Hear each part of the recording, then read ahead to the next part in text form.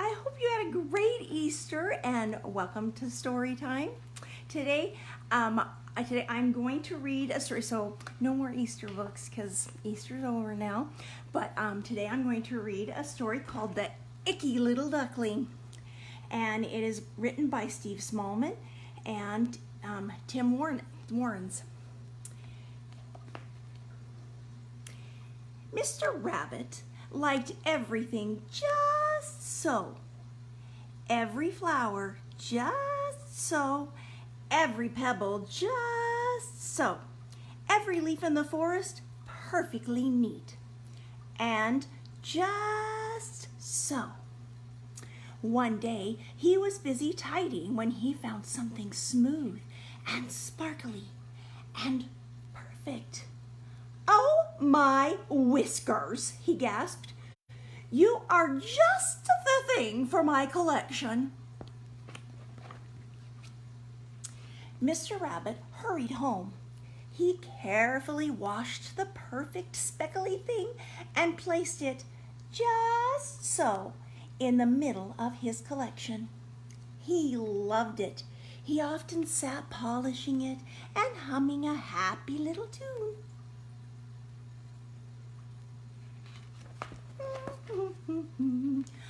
But then one morning, crack!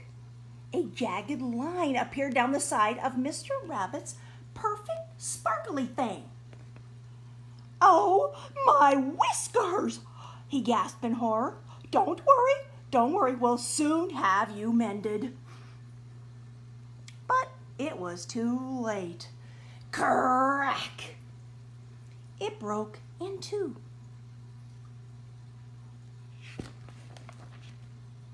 And out came something icky, sticky, and strange. Not just so at all. It looked up at Mr. Rabbit and said, "Mama." Oh, what?" cried Mr. Rabbit. No, I am not your mama," it said again, even louder, and then it hopped onto the floor, grabbed hold of Mr. Rabbit's leg, and it wouldn't let go. "Oh, yuck!" groaned Mr. Rabbit. He popped the icky, sticky thing into a big, bubbly bath. "First, you need to be clean. We'll find your mama in the morning." Quack! Soon there were bubbles on the floor, bubbles on Mr. Rabbit, and bubbles all over the burrow. "Goodness me!" gasped Mr. Rabbit. You're a duckling." Gurgle, urgle, urgle, went the duckling's stomach. "Oh, bother," grumbled Mr. Rabbit. "Now you're hungry. Do you like oatmeal?" The little duckling did like oatmeal. She liked to sit in it, and she liked to splash in it, and she liked to share it with Mr. Rabbit. "Yuck!" groaned Mr. Rabbit and filled up the tub again. "Mama?"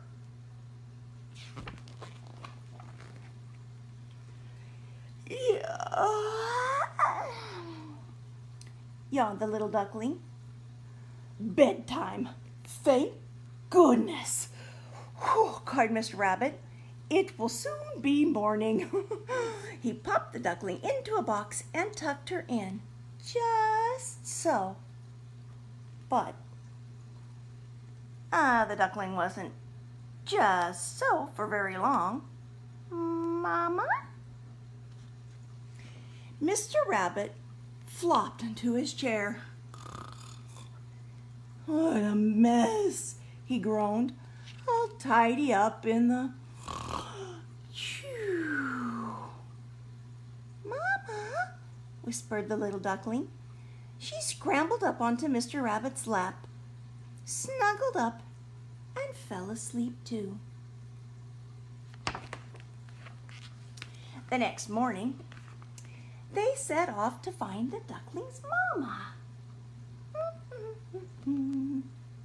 Duckling found a stretchy thing and some spotted bugs.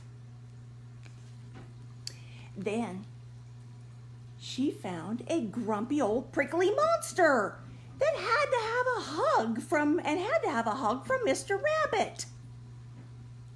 But they didn't find Mama.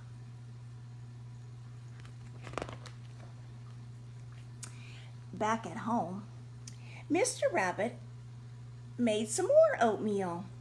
The duckling found lots of lovely things to play with.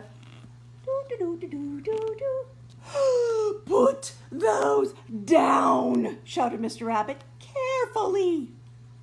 Oh, I hope we find your mama soon. But they didn't find her the next day or the next day after that.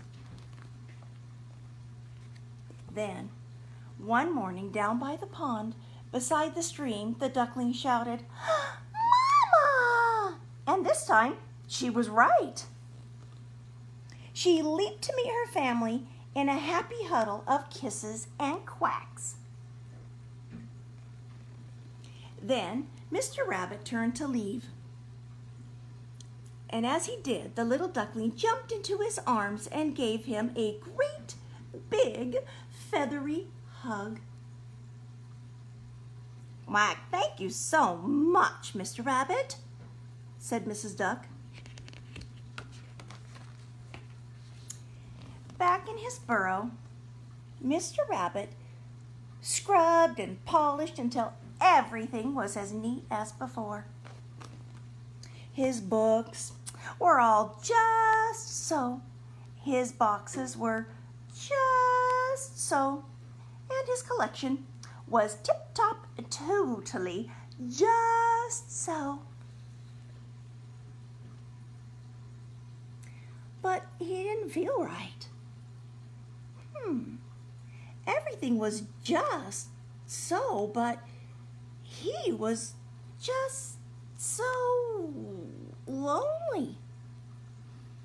Even his special things didn't seem special anymore. Then Mr. Rabbit started to smile. "Oh my whiskers," he cried. I need lots of oatmeal." Mr. Rabbit invited the duck family for breakfast. His burrow did not stay just so for long, but it was filled with giggles and quacks and fun and friends. And Mr. Rabbit thought it was just perfect. The end.